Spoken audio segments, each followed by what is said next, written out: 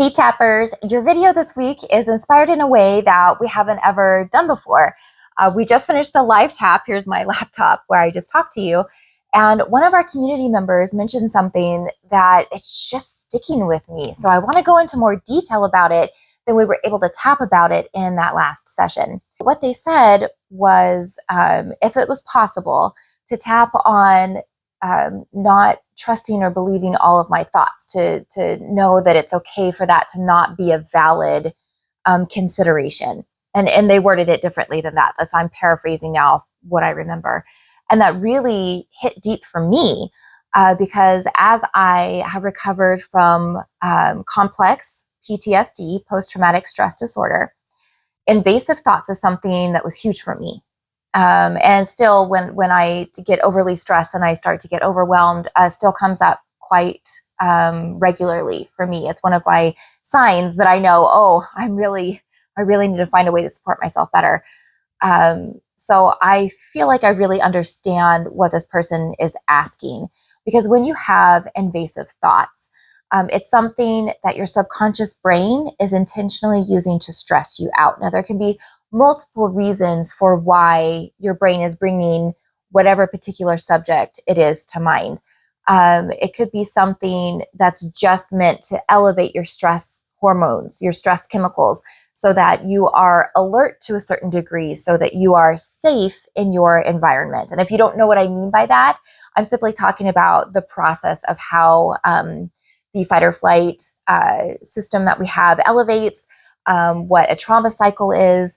All of that goes into other videos that we have. If you have questions, let me know. I'll help point you in the right direction. But I'm just going to assume that you know what I mean by that for now. It could be that your progress that you're making in your healing, your brain is saying, oh, yeah, we want this new belief, but this is still in the way. We want this new belief, but this is still in the way. And so it's pointing out to you, it's red flagging something so that you can adjust that and shift that. But sometimes it does it in really obnoxious and in your face ways.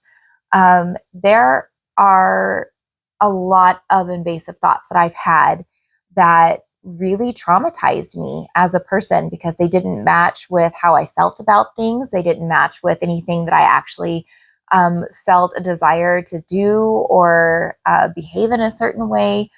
But it would just bing, and then it would be in my head, and then I would feel gross and I would feel disturbed, and I would really start to judge myself of what that meant about me as a person.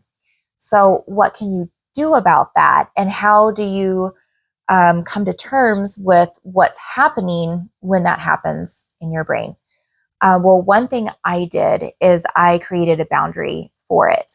A lot of people say, they take it out and they throw it away. Well, that did not work for my brain, because my brain just said, oh, but then it comes right back and it it knocks me in the head.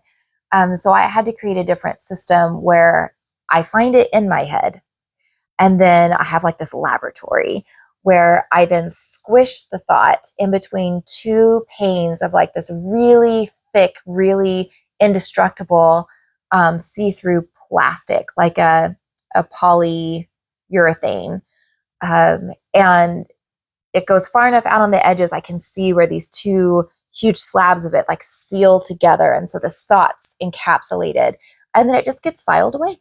And if it's a bad enough thought, then I also squirt like black ink into it, so that as it seals and squishes, the thought gets muddy, like I can't see what it is anymore. But then it gets filed away in this giant space, and then I don't ever have to worry about it again, because it's trapped. It's not gone, so I still have an eye on it. It's not going to come back and get me. But if there's like, man, I feel emotionally affected by this and I want to work through that, well, here are some ways that you could tap on that. Even though I feel disturbed by this thought, I deeply and completely accept myself. I'm not quite sure where this thought came from, but maybe I don't have to. Maybe I can accept that it's something that is part of a process that I don't completely understand. But maybe I can focus on the part that I didn't like it, and it's something that bothers me. So maybe I can take comfort in the fact that it bothers me, and I don't have to wonder if it's something that I have to claim as being valid for who I am as a person. I know I don't have a complete understanding of everything about trauma, and I've got a pretty creative brain.